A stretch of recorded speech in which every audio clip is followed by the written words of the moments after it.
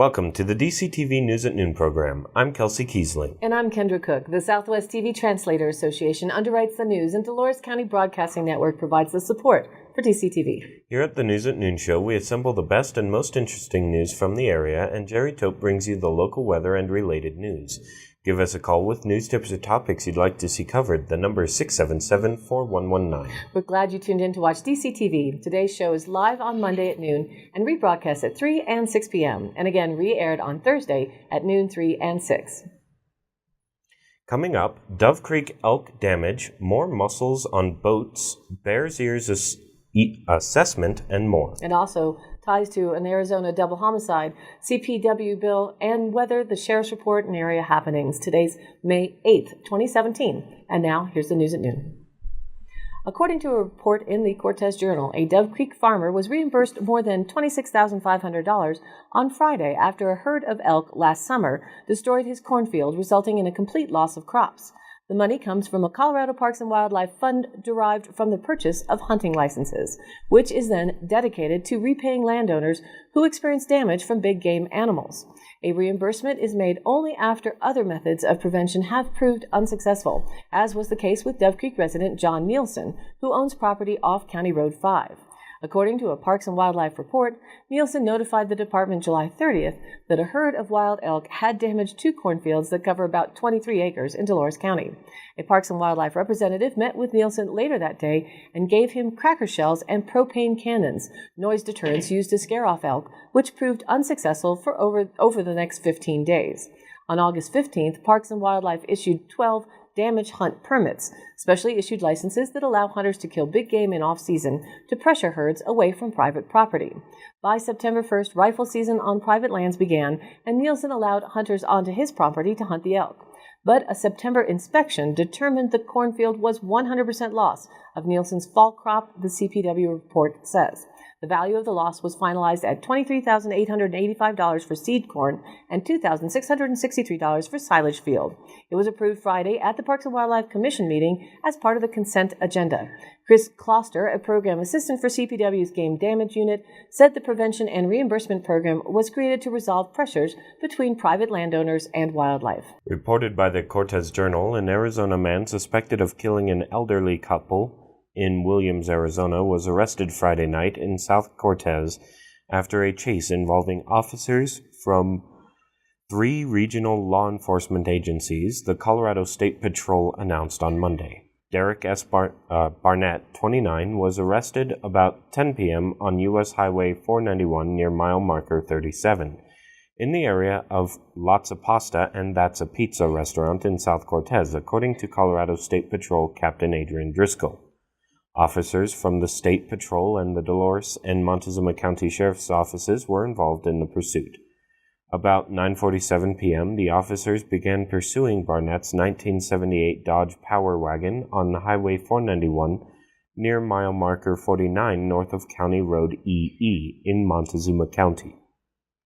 Members of the Montezuma County Sheriff's Office deployed tire deflation devices on US 491 near County Road BB to slow Barnett's Dodge Power Wagon. After continuing the pursuit, CSP officer Charlie Jones pushed the Dodge sideways to a stop near the pizza restaurant at 1020 South Broadway. Barnett was then taken into custody without incident. He sustained minor injuries but was medically cleared at Southwest Memorial Hospital. He is being held at the Montezuma County Jail pending extradition to Arizona. According to the Montezuma County Sheriff's Office, the State Patrol charged Barnett with felony eluding, reckless driving, and driving under revocation. Barnett also had multiple warrants for his arrest. As reported in the Durango Herald, a pontoon boat carrying the dreaded invasive quagga mussel was intercepted Friday morning at the main boat ramp of McPhee Reservoir. Colorado Parks and Wildlife invasive species inspectors stopped the boat before it entered the water. Its proof prevention works, said Tom Rice, recreation manager for the San Juan National Forest, which helps oversee McPhee. Lake managers began stricter access protocols this year to prevent contamination by the mussel, which can clog irrigation equipment and cannot be eradicated once in a waterway. Motorized trailered boats can only access the lake through boat inspection stations at McPhee and House Creek boat ramps during open hours. The infected boat, caught Friday, was put on a custodial status by Parks and Wildlife and secured in a yard until it can be fully decontaminated. Parks and Wildlife spokesman Joe Lewandowski said the owner of the boat has been cooperative. The man told officials he bought the engine on Craigslist, but became suspicious when he learned it was from Lake Powell, which is infested with a mussel. This is the third known boat this year that has showed up in southwest Colorado with adult mussels attached. In April, Parks and Wildlife quarantined a houseboat parked on Mancos Hill that had mussels, and another infested boat showed up at Ridgeway Reservoir. Lewandowski warned the public to be wary of boats and engines for sale because many people are trying to dump them because of the mussel infestation. Lakes in Utah and Arizona are infected with the mussel, and some prevention regulations depend on boat owners taking action, and that does not always happen, officials warn. Boaters should always drain, clean, and dry boats before and after leaving any waterway. Mussel larvae can survive in standing water for up to 28 days. Reported by the Cortez Journal, as a result of the investigation, former Patrol Sergeant Adam Alcon faces a charge of theft between $2,000 and $5,000, which is a Class 6 felony, and a first-degree misconduct charge, which is a Class 2 misdemeanor, according to Will First. Alcon had worked for the sheriff's office for 11 years and 4 months when he was terminated as a result of the investigation on April 24th, Montezuma County Sheriff Steve Nowlin said. Alcon is suspected of stealing sheriff's equipment between January 1st and April 1st, including an ITT night vision goggle set, a patrol rifle scope, and about 200 rounds of .223 caliber ammunition, in order to sell them to outside parties. Nowlin said a department employee found out in April that the items were being sold, and CBI investigators traced them to Alcon. Nowlin also said department policy has changed as a result of the crime, and he's not aware of evidence that Alcon had stolen equipment before. Right away, we tightened up our inventories even more, he said. We now require supervisors to verify their policies on a regular basis. According to First, Alcon could face 12 to 18 months in the Department of Corrections and/or a fine of $1,000 to $100,000 for the Class 6 felony if he is convicted. A Class 2 misdemeanor is punishable by 3 to 12 months in jail and/or a fine of $250 to $1,000. Alcon doesn't yet have a court date, as First said charges from the DA's office typically take 30 to 40 days for the courts to process. Alcon's case was one of 2 recently concluded CBI investigations into Montezuma County law enforcement officials. Monday's marijuana moment from the Cortez Journal. The Cortez Planning and Zoning Board has recommended approval for a new marijuana grow operation proposed by local store The Herbal Alternative. Property owners Billy and Kathy Sanchez submitted a site plan to the board during their monthly meeting last Tuesday that would allow them to add a 40 by 90 foot structure to the store's existing greenhouse on U.S. Highway 491. The store, owned by Garrett Smith, also plans to add 10 parking spaces outside the addition, including 2 handicap-accessible ones, but the space will not be open to the public. Associate Planner Neva Connolly presented the plan for the marijuana grow, which she said would conform to state regulations for marijuana operations and would be built on land already zoned for retail use. I believe this building expansion will comply with our land use code, she said. City Engineer Ken Torres, Planning and Building Director Sam Proffer, and Empire Electric Association System Engineer Clint Rapier also wrote letters approving the site plan, although they added several conditions it must meet. Board members Ken Brangle, Tim Butler, and Rebecca Levy voted unanimously to recommend the site's plan's approval to City Council, with Tim Klein and Danny Giannoni being absent. Next, the plan will go before the Cortez City Council for approval. In December, the council decided not to allow a marijuana grow operation in the industrial park, which is near the Herbal Alternative, although that operation would have required a change in the city code. The Sanchez's attended the meeting but did not comment except to thank the board for their approval. Reported by the Cortez Journal, a former Cortez police officer faces charges of official misconduct, according to a Tuesday news release from the 22nd Judicial District Attorney Will First. Ruben Liska, a patrol officer who had worked for the department for about a year, was involved in an investigation by the Colorado Bureau of Investigations that concluded in April, according to First. Liska faces a first-degree misconduct charge, which is a Class 2 misdemeanor, First said. He is being charged in connection with a January 21st incident in which he allegedly had inappropriate physical contact with someone who reported a crime, First said. The district attorney added that a CBI investigation began the day of the incident. Police Chief Roy Lane said Liska was put on administrative leave the same day and he resigned during the investigation. We received a complaint and we turned it over to CBI right away, Lane said. Liska was hired by the police department in July of 2016 after leaving his previous job as a deputy in the Montezuma County Sheriff's Office. Lane said he believes the misconduct was an isolated incident and he doesn't plan to make any department policy changes as a result. No other charges exist in that case, First said, but it's something, obviously, that should not be happening during his time on duty. He added that the suspect is innocent until proven guilty. As of Wednesday, Liska did not yet have a scheduled court date. First said that if convicted, Liska could face 3 to 12 months in jail and or a fine of $250 to $1,000, the standard sentence for a Class 2 misdemeanor. And now here's our weather report. Showers and thunderstorms will increase ahead of and north of the low that's lifting into our Four Corners region by Tuesday. This will drop temperatures 10 to 20 degrees below normal for the duration of that system's presence. This afternoon has a slight 20% chance of showers climbing to 30 tonight. Winds today and tomorrow are forecast at 5 to 10 miles per hour with gusts as high as 25 today. Tomorrow morning, that chance will rise to 50% and is likely to produce moisture and increases to 60% midday. Some local heavy rainfall and severe thunderstorms will be possible with some chance of hail that may reach near to dangerous sizes. These showers are forecast to move in from the south, go to the north, and continue into Wednesday, at which time they'll begin to move to the east-northeast as the system begins to exit. Tuesday night and Wednesday could see snow levels in the Abajos and San Juans reach down to 8,000 feet.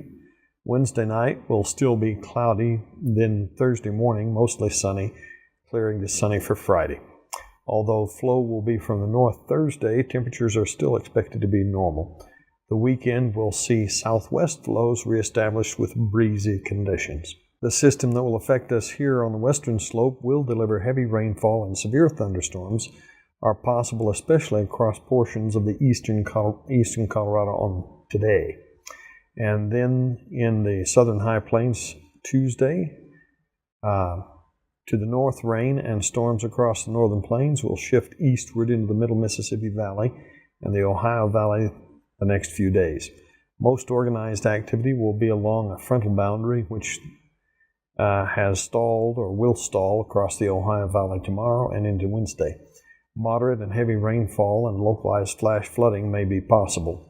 An upper-level low is still anchored over the northeast that should keep scattered to light rain in the forecast through the middle of the week. The northeasterly flow across the region will keep temperatures below average. Light rainfall is possible Monday and Tuesday across portions of the interior northeast. Strong ridging in between the northeast and southwestern storm systems will raise temperatures as much as 10 to 15 degrees above normal Sunday and Monday across the central plains into the deep south. Above average temperatures will also be possible across portions of the northwest this week. For our 5-day forecast, cooler temperatures ranging from the upper 50s to the lower 70s until the weekend, gusty winds today, and thunderstorms through Wednesday. Lows in the upper 30s to the mid-40s are in order for the week. And now back to the news. According to the Cortez Journal, hikers, bikers, rafters, and everyone else who enjoys Colorado's wild areas and the animals that inhabit them may be asked in the future to put their money where their recreation is. House Bill 1321, which would raise fees to sustain Colorado's Division Parks and Wildlife, would task the division with creating a report on the use of its lands by non-consumptive users and how they can contribute to its future. Non-consumptive users is a catch-all term for individuals who do not directly impact the land through hunting, fishing, or grazing. The bill could lead to a re-envisioning of the North American model of wildlife conservation. David Nickum, executive director of Colorado Trout Unlimited, said the model is based on the foundation that wildlife is a public resource and its users should pay for the management of that resource. For decades, this has meant that state wildlife agencies such as CPW have been funded through licensing fees and excise taxes on equipment such as firearms, ammunition, and fishing tackle. The study required under HB 1321 would expand the model to include those who use the state wildlife resource without shooting or hooking it. What form that would take is up in the air, as the study is not underway and has a December 31st, 2018 deadline. Whatever form non-consumptive users' contributions takes, it would be geared at individuals who enjoy state wildlife areas and other CPW lands outside of the state parks, which visitors already pay to enjoy, said Joe Lewandowski. Ideas include a special sales tax on outdoor recreational equipment or a vehicle licensing fee. Another idea is a sales tax increase such as those adopted by Arkansas and Missouri in 1996 and 1976 respectively. Both of these states have approved a 1/8 cent sales tax increase to fund conservation efforts. In Missouri, the tax accounts for roughly 60% of its Department of Conservation's funding and generates more than $100 million annually. A sales tax increase must be approved by Colorado voters. The CO2 report for April 30th to May the 6th is in at 409.13. Week before last was 409.92. 1 year ago was 407.68. And 10 years back it was 386.44. Today is a good day to review the latest statistics before summer gives us a new set. This century so far has been seen 16 of the 17 hottest years on record since record keeping began in 1880, 1.1 degrees Celsius over pre-industrial levels. In parts of the Arctic Russia, temperatures were 6 to 7 degrees Celsius higher than the long-term average. On the other extreme of the world, Antarctica, sea ice hit its lowest extent ever recorded by satellites at the end of summer. High-altitude glaciers declined in surface area in 2015 for the 36th year in a row. The atmospheric concentrations of the three most potent greenhouse gases, carbon dioxide, methane, and nitrous oxide, all hit new highs in 2016. For the first time on record in 2015, the amount of CO2 in the atmosphere averaged 400 parts per million or greater. Most climate scientists agree that greenhouse gas concentrations in the atmosphere must be capped at 450 parts per million for a fighting chance at limiting average global warming to 2 degrees Celsius over pre-industrial levels. This is the limit in the 2015 Paris Agreement. Scientists are warning of unexplained rises in methane, which has a far more potent warming effect than CO2. The average ocean level is 2.7 inches higher in 2015 than the 1993 watermark, rising 30% faster in the 10 years to 2015 than in the previous decade. The National Oceanic and Atmospheric Administration said in January the global average sea level could be between 0.3 and 2.5 meters higher by 2100. On current trends, the melting Antarctic ice sheet on its own could contribute a meter of that lift. According to the World Meteorological Organization, it is possible to demonstrate clearly the existence of links between man-made climate change and many cases of high-impact extreme events, in particular heat waves.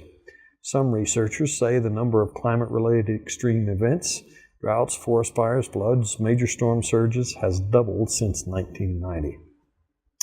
Intensity of typhoons battering China, Taiwan, Japan, and the Korean Peninsula since 1980 has increased by 12 to 15%. Natural disasters drive about 26 million people a year into poverty, says the World Bank. 8,688 species of animals and plants are listed as threatened on the International Union for the Conservation of Nature's Red List. 19%, or 1,688 species, have been negatively affected by climate change. Australia's Great Barrier Reef is undergoing an unprecedented second straight year of bleaching due to warming seas, and scientists have warned parts of it may never recover. Reported by the Cortez Journal, the Senate was thrown into chaos briefly Friday as rule books and copies of the Colorado Revised Statutes were thrown open to check procedures because of a ruling by a committee chairman. The dispute arose because of a ruling on amendments to Senate Bill 296, which establishes the per-pupil funding for school districts.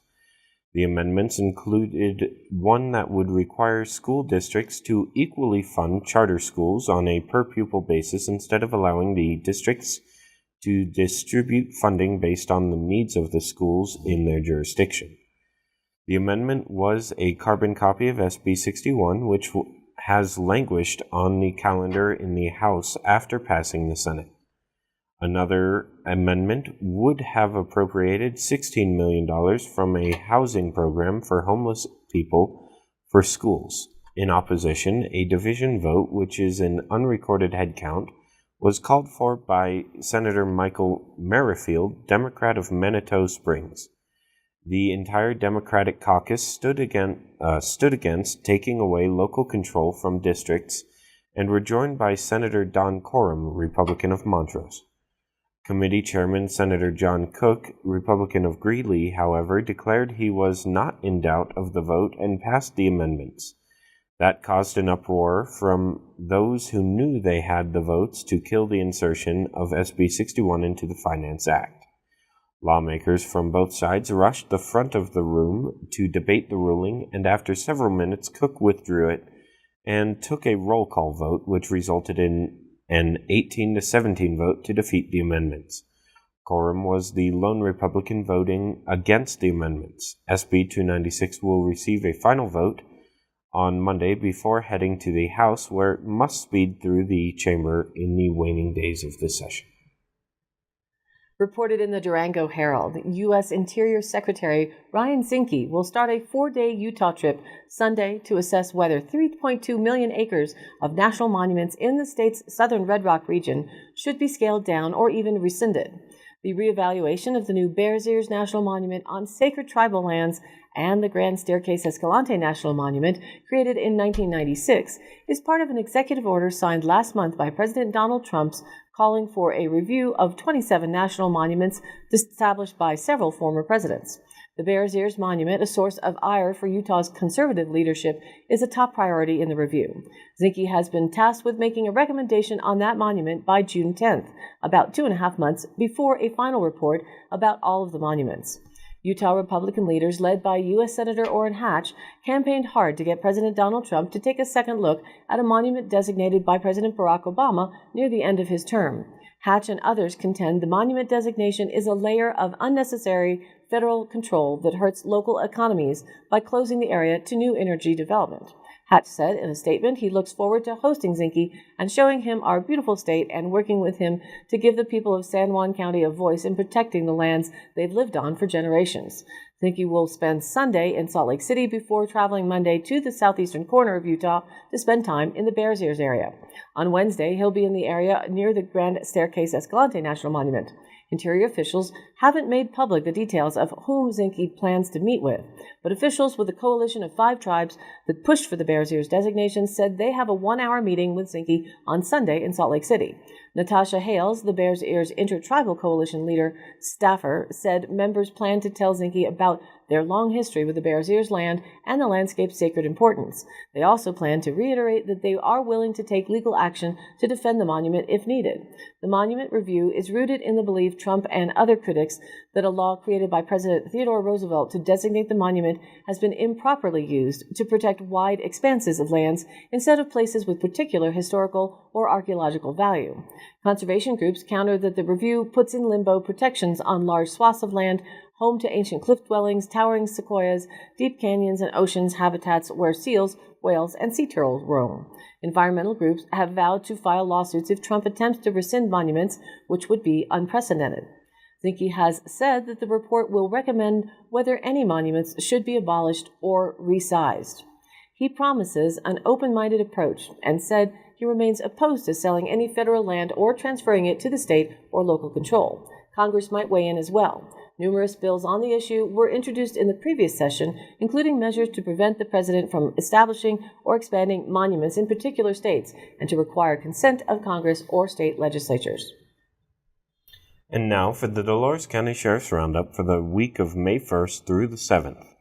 Bank employees reported a verbal disturbance outside of the bank. A deputy responded and the subjects agreed to move along. A puppy was found running along the street and was turned into the sheriff's office. While animal control was on the way, the owner arrived and was reunited with the pup.